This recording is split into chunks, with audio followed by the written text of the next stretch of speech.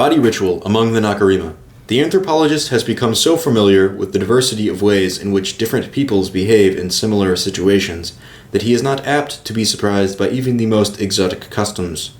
In fact, if all of the logically possible combinations of behavior have not been found somewhere in the world, he is apt to suspect that they must be present in some yet undescribed tribe. This point has, in fact, been expressed with respect to clan organization by Murdoch.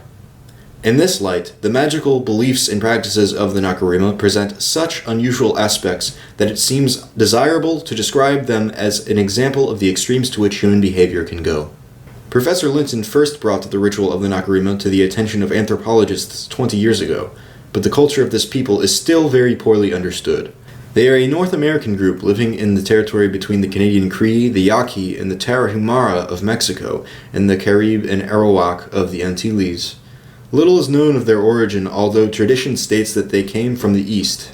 According to Nacirema mythology, their nation was originated by a cultural hero, Nagnisaw, who is otherwise known for two great feats of strength, the throwing of a piece of wampum across the river Potomac, and the chopping down of a cherry tree in which the spirit of truth resided. Nacirema culture is characterized by a highly developed market economy, which has evolved in a rich natural habitat. While much of the people's time is devoted to economic pursuits, a large part of the fruits of these labors and a considerable portion of the day are spent in ritual activity. The focus of this activity is the human body, the appearance and health of which loom as a dominant concern in the ethos of the people.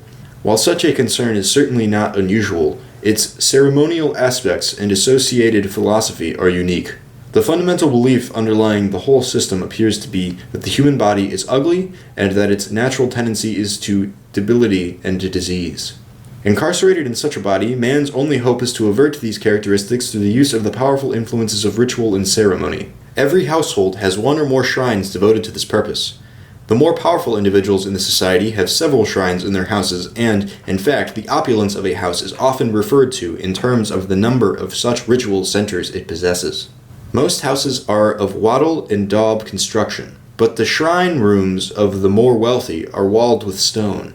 Poorer families imitate the rich by applying pottery plaques to their shrine walls.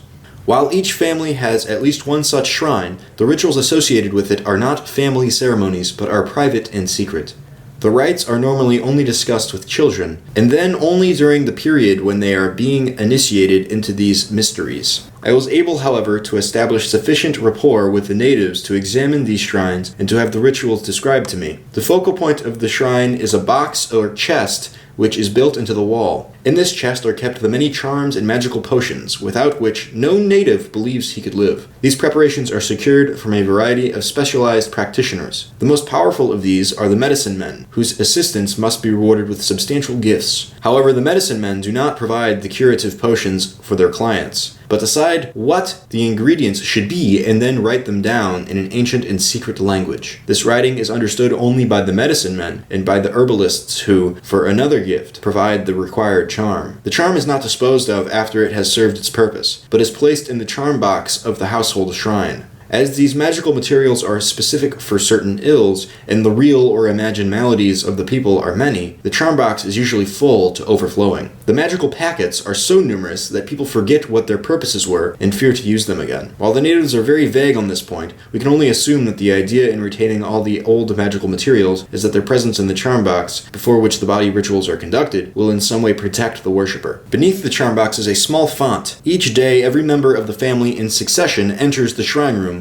bows his head before the charm box, mingles different sorts of holy water in the font, and proceeds with a brief ritual of ablution. The holy waters are secured from the water temple of the community, where the priests conduct elaborate ceremonies to make the liquid ritually pure. In the hierarchy of magical practitioners, and below the medicine men in prestige, are specialists whose designation is best translated holy mouth men.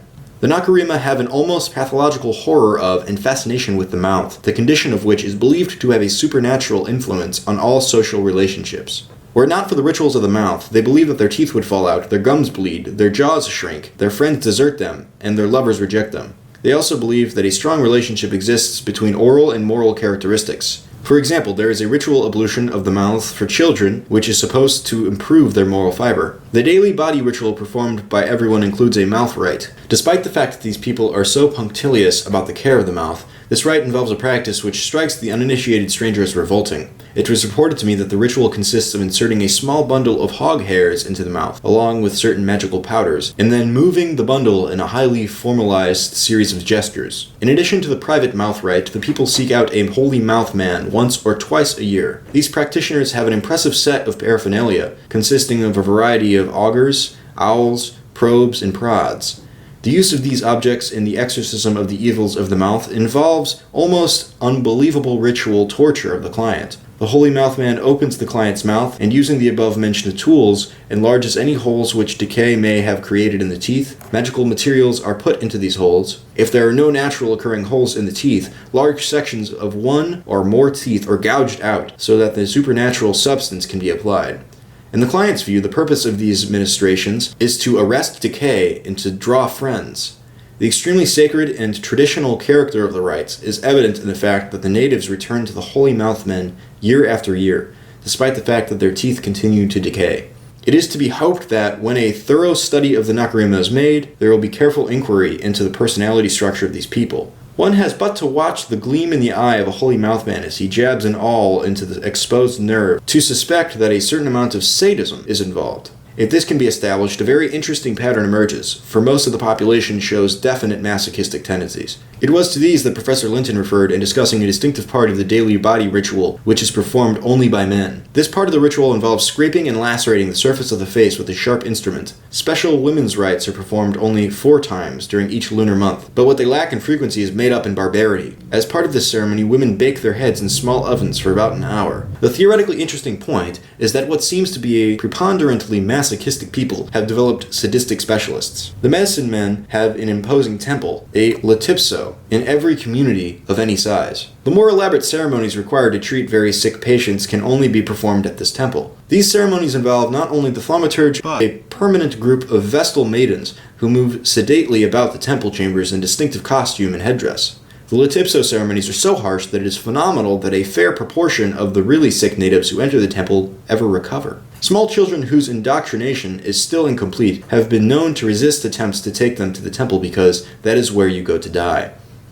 Despite this fact, sick adults are not only willing but eager to undergo the protracted ritual purification, if they can afford to do so. No matter how ill the supplicant, or how grave the emergency, the guardians of many temples will not admit a client if he cannot give a rich gift to the custodian. Even after one has gained admission and survived the ceremonies, the guardians will not permit the neophyte to leave until he makes still another gift. The supplicant entering the temple is first stripped of all his or her clothes. In everyday life, the Nacirema avoids exposure of his body and its natural functions. Bathing and excretory acts are performed only in the secrecy of the household shrine, where they are ritualized as part of the body rites. Psychological shock results from the fact that body secrecy is suddenly lost upon entry into the latipso. A man whose own wife has never seen him in an excretory act suddenly finds himself naked and assisted by a Vestal maiden while he performs his natural functions into a sacred vessel. This sort of ceremonial treatment is necessitated by the fact that the excreta are used by a diviner to ascertain the course and nature of the client's sickness. Female clients, on the other hand, find their naked bodies are subjected to the scrutiny, manipulation, and prodding of the medicine men. Few supplicants in the temple are well enough to do anything but lie on their hard beds. The daily ceremonies, like the rites of the holy mouth men, involve discomfort and torture. With ritual precision, the Vestals awaken their miserable charges each dawn and roll them about on their beds of pain while performing ablutions, in the formal movement of which the maidens are highly trained. At other times, they insert magic wands in the supplicant's mouth or force him to eat substances which are supposed to be healing. From time to time, the medicine men come to their clients and jab magically treated needles into their flesh. The fact that these temple ceremonies may not cure and may even kill the neophyte in no way decreases the people's faith in the medicine men. There remains one other kind of practitioner known as a listener. This witch doctor has the power to exorcise the devils that lodge in the heads of people who have been bewitched. The Nacirema believe that parents bewitch their own children. Mothers are particularly suspected of putting a curse on children while teaching them the secret body rituals. The counter magic of the witch doctor is unusual in its lack of ritual. The patient simply tells the listener all of his troubles and fears, beginning with the earliest difficulties he can remember. The memory displayed by the Nacirema in these exorcism sessions is truly remarkable. It is not uncommon for the patient to bemoan the rejection he felt upon being weaned as a babe, and a few individuals even see their troubles going back to the traumatic effects of their own birth. In conclusion, mention must be made of certain practices which have their base in native aesthetics, but which depend upon the persuasive aversion to the natural body and its functions. There are ritual fasts to make fat people thin, and ceremonial feasts to make thin people fat. Still, the rites are used to make women's breasts larger if they are small and smaller if they are large. General dissatisfaction with breast shape is symbolized in the fact that the ideal form is virtually outside the range of human variation. A few women afflicted with almost inhuman hypermemory development are so idolized that they make a handsome living by simply going from village to village and permitting the natives to stare at them for a fee. The reference has already been made to the fact that excretory functions are ritualized, routinized, and relegated to secrecy. Natural reproductive functions are similarly distorted. Intercourse is taboo as a topic and scheduled as an act. Efforts are made to avoid pregnancy by the use of magical materials or by limiting intercourse to certain phases of the moon. Conception is actually very infrequent. When pregnant, women dress so as to hide their condition. Parturition takes place in secret, without friends or relatives to assist, and the majority of women do not nurse their infants. Our review of the ritual life of the Nacirema has certainly shown them to be a magic-ridden people. It is hard to understand how they have managed to exist so long under the burdens which they have imposed upon themselves. But even such exotic customs as these take on real meaning when they are reviewed with the insight provided by Malinowski when he wrote, "Looking from far and above, from our high places of safety in the developed civilization, it is easy to see all the crudity and irrelevance of magic. But without its power and guidance, early man could not have mastered his practical difficulties as he has done, nor could man have advanced to the higher stages of civilization."